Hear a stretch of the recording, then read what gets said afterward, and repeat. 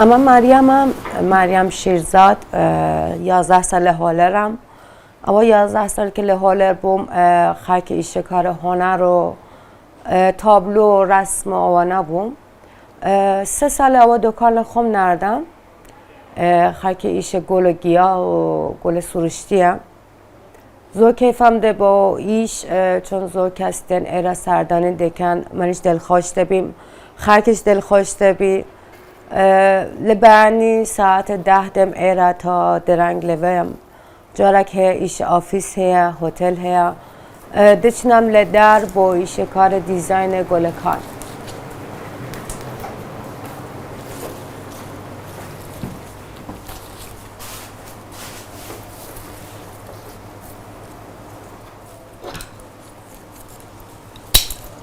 او گل روز سوره با عاشقانه زور کچکار یا کسی که زور عزیزه لگراوانه خاقده چنان او گل روز دگیرن.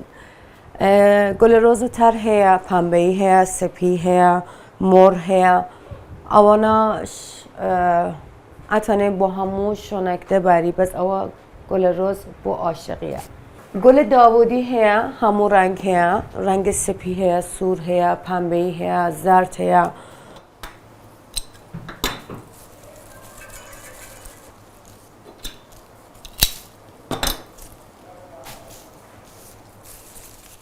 آوانش که دبینی زنبوریه.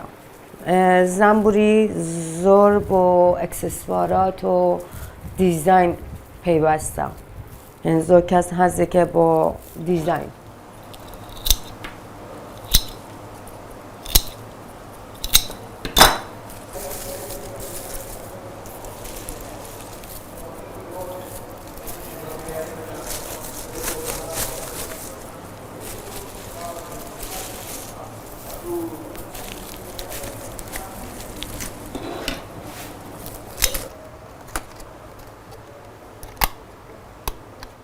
من خاک اوا دیزاین مربوط به هالووینه.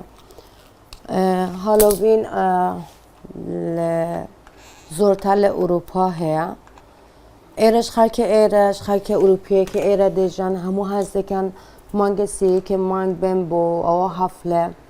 همو هست کن خود اینان زامبی گیریم بکن بچینن لحفله با مالکان با مطعمکان با خود هر کس دیزاین خاص خود هیا. هزی که زامبی دبی هزی که فرشته دبی هزی که هر کس به نوعی دیزاین دبی خود.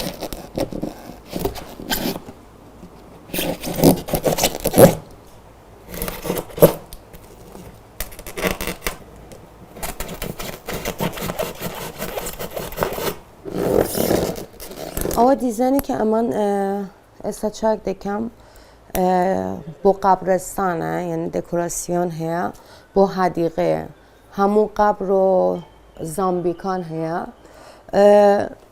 هر دیزاینی که لسرا و ایش دکم چون ایش دسته دبی خم دیزاین دکم خم طراحی بکم دوی لسرا آوانه ایش بکم.